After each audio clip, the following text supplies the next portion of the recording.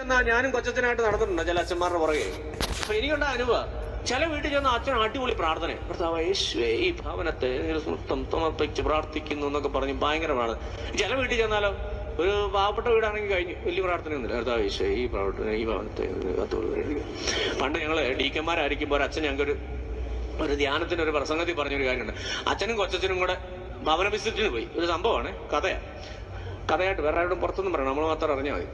അച്ഛനും കൊച്ചച്ഛനോട് ഭവന സന്ദർശനത്തിന് പോയി. ആദ്യമേ അടിപൊളി ഒരു വീട്, നല്ല ഡോവർമാനൊക്കെ ഉള്ള വീട്, ഡോവർമാൻ പട്ടി റിമോട്ട് വെച്ച് ഗേറ്റ് തുറക്കും, മുറ്റത്തോട്ട് ടൈൽസ് ഇട്ടിരിക്കുക, 10 കംപ്ലീറ്റ് ടൈൽസ്, പിന്നെ പൂന്തോട്ടം, അങ്ങനെ വേണ്ട സർവ്വ വലിയ ഗംഭീരമായ വീട്.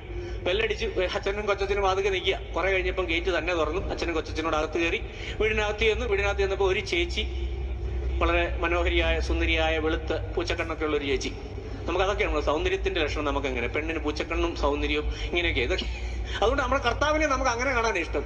പൂച്ചക്കണ്ണൊക്കെ ഉള്ള കർത്താവ്, ചെമ്പമുടിയുള്ള കർത്താവിന് എവിടെ ചെമ്പമുടിയൊക്കെ വന്നതെന്ന് എനിക്കും അറിയത്തില്ല. അതുകൊണ്ട് അപ്പൊ ഇതൊക്കെയായിട്ട് ഈ വീട്ടിനകത്ത് കയറി ഉടനെ തന്നെ ഈ ചേച്ചി, അയ്യോ അച്ഛാ വരൂ ഇരിക്കും ഉടനെ അവിടെ ഇരിക്കുന്നുള്ള കസേരകളൊക്കെ ഇട്ട് കൊടുത്തു. ഭയങ്കര മനോഹരമായ കസേര ഇരുന്നു. അങ്ങനെ ഇരുന്ന് അച്ഛൻ അത് കഴിഞ്ഞ് എന്നോണ്ടടി എന്നിട്ട് കെട്ടിയവൻ എന്ത് പറയുന്നു, അത് പറയുന്നു, ഇത് പറയുന്നു ഒക്കെ കുറെ വർത്താനമൊക്കെ പറയും. അതിന്റെ ഇടയ്ക്കിടയ്ക്ക് ചേച്ചി വെക്കുന്നത്, വെള്ളം എടുക്കട്ടെ അച്ഛാ? ഓ വേണ്ട. ഒരു വെള്ളം കൊടുത്തില്ല, ഒന്നും കൊടുത്തില്ല. അച്ഛൻ ദീർഘമായ ഒരു പ്രാർത്ഥന നടത്തി, വലിയൊരു ആശീർവാദമൊക്കെ കൊടുത്തു. ഭയങ്കരമായ തലേ കൈവച്ച് ഭയങ്കര ഒരു അനുഗ്രഹിച്ച് ദീർഘമായിട്ട് കൊടുത്തു. അവിടെ നിന്ന് ഇങ്ങോട്ട് വന്ന് 2 വളവ് തിരിഞ്ഞ് കഴിയുമ്പോൾ ഒരു കലിങ്കുണ്ട്. ആ കലിങ്കിന്റെ സൈഡിൽ ഒരു കുടിലുണ്ട്. അതും ആ ഇടവകയിലെ അംഗങ്ങളാണ്. അവിടെ ഒരു അമ്മ ഒരു 4-5 കാക്കരി ബുക്കിൽ പിള്ളേർ മൂക്കളെയൊക്കെ ഒലിപ്പിച്ച് തുണിയില്ല തുത്തലും ഇല്ലാതെ ഇങ്ങനെ നടക്കുക അതിലെ കൂടെ. അത് ഒരെണ്ണം ഇച്ചിരി വലുതായിരുന്നു. അയ്യോ അമ്മേ, അച്ഛന്മാർ വന്നെന്ന് പറഞ്ഞ് കൊച്ചു കൈയും കാലും ഇട്ട് അടിക്കാൻ തുടങ്ങി.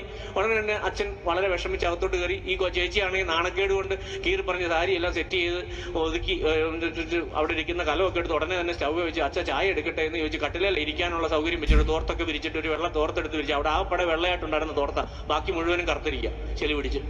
അപ്പൊ അതൊക്കെ ഇരുത്തി അമ്മ രണ്ടുപേരെ അവിടെ ഇരുത്തി കഴിഞ്ഞിട്ട് ചായ എടുക്കട്ടെ എന്ന് ചോദിച്ചു. ഈ സാരിയും ഈ ചേച്ചിയുടെ ഷേപ്പും കളറും എല്ലാം കൂടെ കണ്ടപ്പോൾ അച്ഛൻ പറഞ്ഞ് വേണ്ട. ഇങ്ങോട്ട് ഇറങ്ങി 2 വീടും കഴിഞ്ഞപ്പം വല്യച്ഛൻ കൊച്ചച്ഛൻ ഒരു ഉപദേശം, മകനെ നീ കണ്ടോ ആദ്യത്തെ വീട് എന്ത് ദൈവാനുഗ്രഹമുള്ള വീട്, 2ാമത്തെ വീട് കണ്ടോ ഒരു ദൈവാനുഗ്രഹം ഇല്ലെന്ന്. ഇതാണ് നമ്മുടെ ദൈവാനുഗ്രഹം നമ്മൾ നിശ്ചയിക്കുന്നത്. എന്നാൽ നിങ്ങളൊന്ന് ഓർത്തേ, അവിടെ 3-4-5 പിള്ളേരുണ്ട്, ഒറ്റയ്ക്കല്ല അമ്മച്ചി അവിടെ അവളുടെ കെട്ടിയവൻ കണ്ടത്തിലാണ്ട് പണിക്ക് പോയിരിക്കുകയാണ്. സന്തോഷത്തോടെ അവർ കഴിയോ ഇല്ലായ്മയിൽ.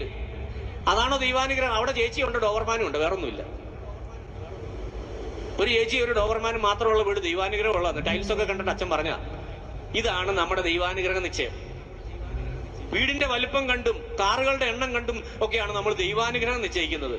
ഇത് ദൈവാനുഗ്രഹം ചിന്തിക്കരുത്, മണ്ടത്തരമാണ്. ഇങ്ങനെയാണ് നമ്മളെ പഠിപ്പിക്കുന്നത്. ദൈവകൃപയുണ്ടോ നിനക്ക് സമ്പൽ സമൃദ്ധി ഉണ്ടാവും. എന്നിട്ട് എന്നാ സമ്പൽ സമൃദ്ധി ഉണ്ടാകാനായിട്ട്? ജീവിതകാലം മുഴുവൻ ഗൾഫിലും അവിടെ ഇവിടെ എല്ലാം പോയി കിടന്ന് കഷ്ടപ്പെടും. എന്നിട്ട് ആയുസ് തീരാറാകുമ്പോൾ ഇങ്ങോട്ട് വരും. എന്നിട്ട് പിന്നെ ആശുപത്രി കൊണ്ട് ഈ പൈസ മുഴുവൻ കൊടുത്തു തീർക്കും, സമാധാനം. എന്നാൽ ഇവിടെ ആയിരിക്കുമ്പോൾ ഇച്ചിരി സന്തോഷത്തോടു കൂടി ആ ഭാര്യയും പിള്ളേരെയൊക്കെ കൂടി ഇടയ്ക്ക് ഏതെങ്കിലും ഒരു പള്ളിയിലൊക്കെ പോയി ഒന്ന് പ്രാർത്ഥിച്ച്, നമ്മുടെ ഇടവ പള്ളിയിൽ തന്നെ ഇടയ്ക്ക് ഒന്ന് പ്രാർത്ഥിച്ച്, അല്ലെ എവിടെയെങ്കിലുമൊക്കെ സ്ഥലങ്ങളൊക്കെ ഇടുക്കി ഡാമൊക്കെ ഒന്ന് പോയി കാണുമോ? ഒന്നും ചെയ്യത്തില്ല.